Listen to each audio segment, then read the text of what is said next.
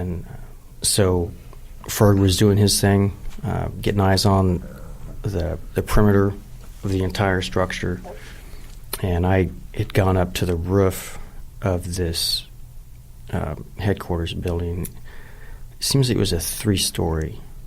So that's correct. You were on the roof, and I remember it all. His Dunham's radio operator, Jason Sanders, had good SA, and he was listening to what was going on in Huseba with some of the other stuff and the chatter, just like a good young Marine does. He brought it to his squad leader. The squad leader, Dunham, came and brought it to me, and I'm like, Roger, let 6 know, because he's got to have a SA what's going on, and then that's how that started.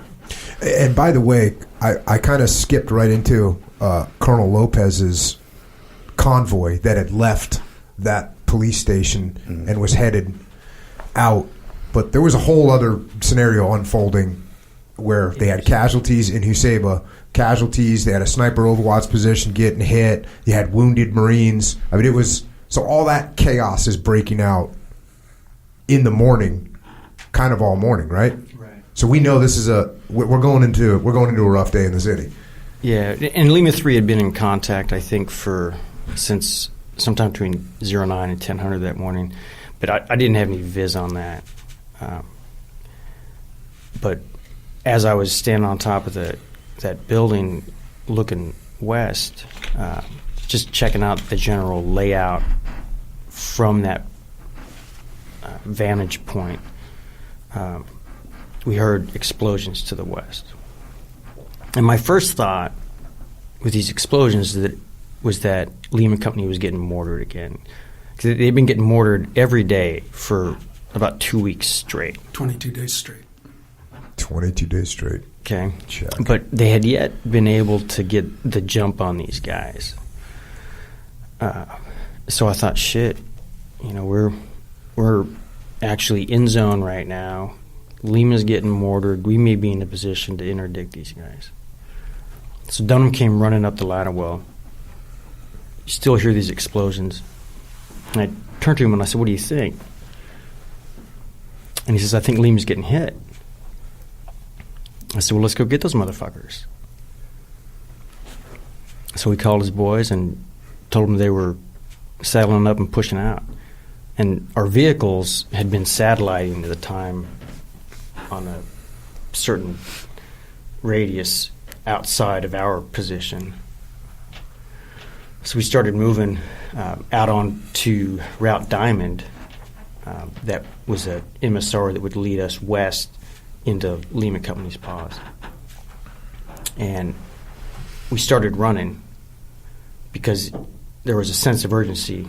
When a fucking sister unit's getting hit, you want to fucking help. So we started running down Diamond, and Sanders, on the run, got a hold of the gun trucks and got them to link up with us on Diamond. So before long, the truck showed up, we mounted up, and then started racing west. And within moments, an RPG flew over one of the high backs, right over Carver Hall's head. And we knew he had arrived at the ambush site. By the time we got in the trucks, we heard on the radio net that it wasn't Lima getting mortared. It was the battalion commander's patrol just got hit outside the Arches, which is almost the eastern periphery of Huseba. So it was the direction we were headed. And then we were there before we knew it. And they got hit hard. And they took multiple casualties and they pushed through the kill zone, though, right? Yeah. But now they had casualties, and that's so you guys drove through the exact same kill zone. We rolled into it as, in my assessment, that the ambushing element was unassing the ambush zone, but I'm sure they weren't expecting us to arrive, and I thought, oh shit, some fresh meat. Let's fucking launch another RPG. Bonus. Yeah. So we started taking fire immediately, and the first thing, like we talked about earlier, get out of the fucking truck, right? So we got out of the trucks and got up against a wall. The trucks leave? No, they stayed there initially. Okay. And we all got up against the wall to give us some cover from the fire that was actually then coming over from behind that wall and down the whole row of buildings there towards the arches. And so Dunham and I got up against the wall, wound up right next to him, and decided we need to get the only way to do it was to clear these fuckers out on foot, right? And I had seen the battle drill before on my first day in zone before the company even got there. When we were doing a orientation patrol with 1st to the 3rd, we got hit in the HK in damn near the same spot. And the guys that we were on that patrol with were the self-propelled battery that was organic to 1st to the 3rd. And they were the only guys, I think, in that. They're definitely only guys in that squadron who were employed in Humvees. So they were the closest thing to grunts as 1st to the 3rd had, and they knew their shit. And they called an immediate audible when we got hit with an IED and started taking fire. And those troopers immediately pushed south to the elevated train tracks on the south side of HK that was delineating the southern edge of that village. And they pushed south to coordinate and to then dismount and start sweeping. And in the process, they killed one Mooj and captured 2 more. So my first thought was, hey, same thing. Cordons on the south, sweep from north to south. And Dunham said, all right, I'm taking Hampton. You go with Carbajal. Roger that. Get those trucks to the south and let's do it. And so then Hampton, Ferg, and Dunham, and Miller. Sanders. Sergeant Reynolds.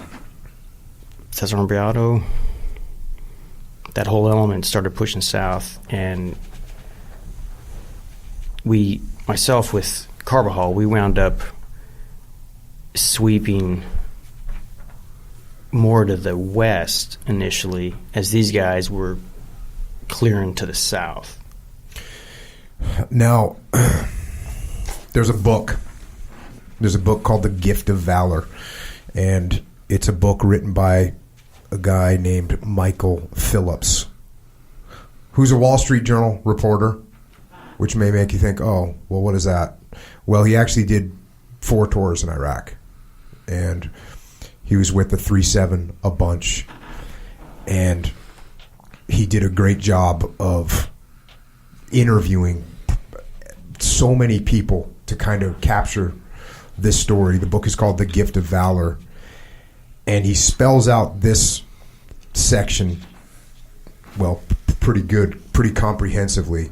And I'm sure you guys will have stuff to add, but I'm actually going to go and read a little bit of this book, picking up from that situation. So here we go. At about 12:20 p.m., the Marines reached the next cross street where the alleyway hit a T-junction. On the left before the junction was an unfinished single-story home made of a tan stone and poured concrete with red metal doors and window grates. On the right, the alleyway widened out into the courtyard of a concrete and cinder block house, a rusty, twisted car chassis lying forlornly amid the trash. Straight ahead, over some buildings, and about a block away, they could see the top of the water treatment plant. The dirt lane that crossed in front of them was deeply rutted. To their right was bordered on the north side by a tumble-down stone wall, and a couple dozen yards further to the west, a straight-ahead cinder block wall. Stopped in the lane were 8 vehicles, pointing east toward the approaching Marines.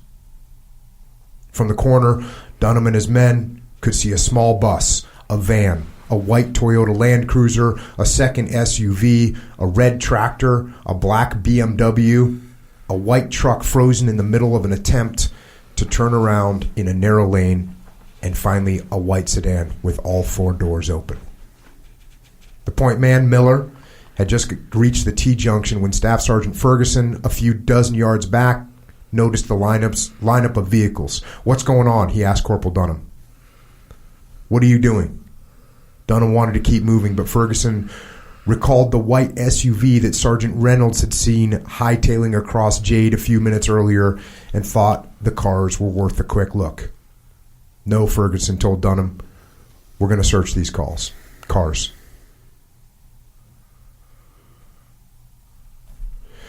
So there you go.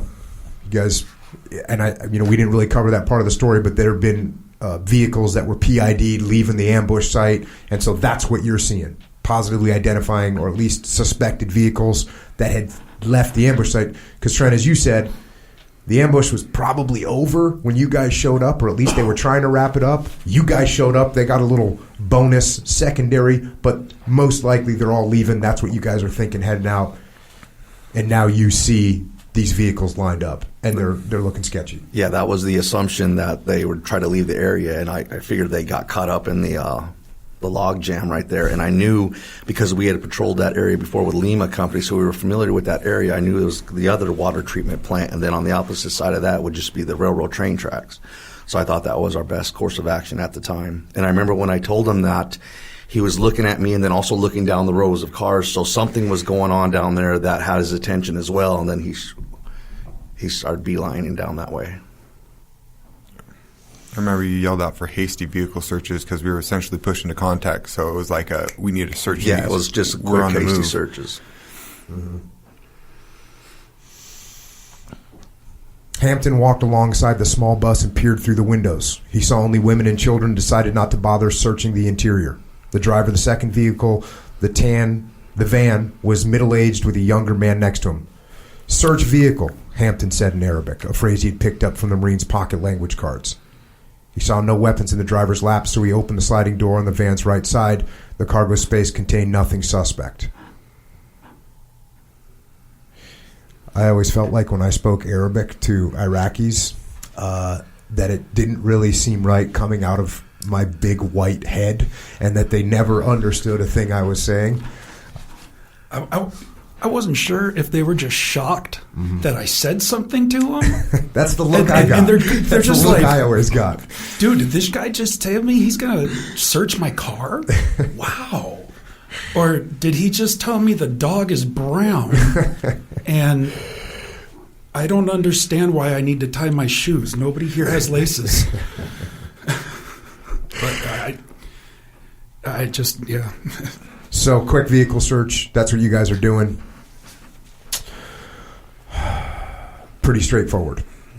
Back to the book. Corporal Dunham and PFC Miller moved quickly up the street until they came to the elderly white Land Cruiser, which was some 50 yards from the intersection where the alleyway met the road. Miller edged along the passenger side and saw the muzzle and wood front grip of an AK-47 rifle poking out from under the floor mat. He looked up in time to see the driver, a young Iraqi man in a black tracksuit, open the door and lunge at Dunham. A lot of people don't know about the Mujahideen uniform of the tracksuit. So you see the guy in the tracksuit. Again, these things you can't, when you explain them to people, it's almost like a bad movie, right? Like you see the AK-47 hidden under a floor mat.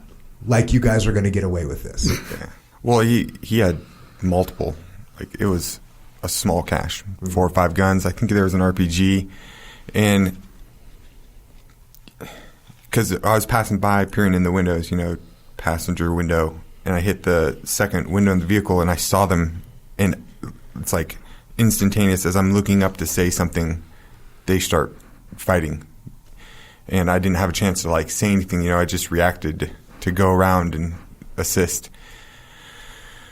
How many guys were in the vehicle? 1. Oh, so it was just one guy in the vehicle. So as you're coming up on the passenger side, you look in one window, you see it. Next thing you know, you look up, the driver in a tracksuit gets out, and he's on Dunham in an instant. Yes. There have been more guys in that Vic. but they unasked by the time Dunham got